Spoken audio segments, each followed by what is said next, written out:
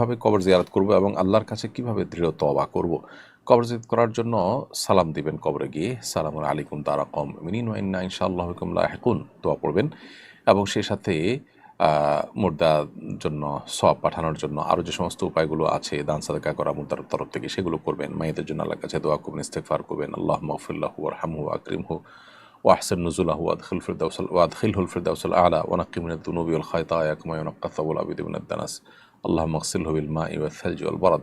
দীর্ঘ দোয়া মুর্দার জন্য রয়েছে, অর্থবহ চমৎকার দোয়া, সুন্নাহসম্মত দোয়া। দোয়াগুলো আপনি নিবেদন করতে পারেন আল্লাহর কাছে।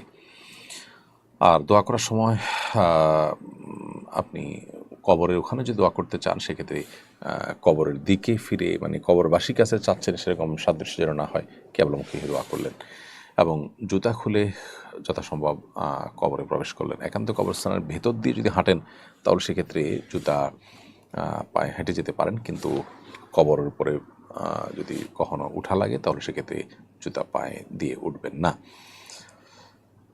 এ হলো মোটামুটি কবর জিয়ারতের আদব এবং আল্লাহ তাআলার কাছে দৃঢ়ভাবে তওবা করার জন্য, যেই অপরাধ, যে গুনাহ থেকে আমরা তওবা করছি সেই অপরাধে আর কখনো আমরা ফিরে যাব না, সে মর্মে দৃঢ় সংকল্প করা এবং সেই সংকল্প ধরে রাখার চেষ্টা করা, এটি হলো দৃঢ় তওবা করা।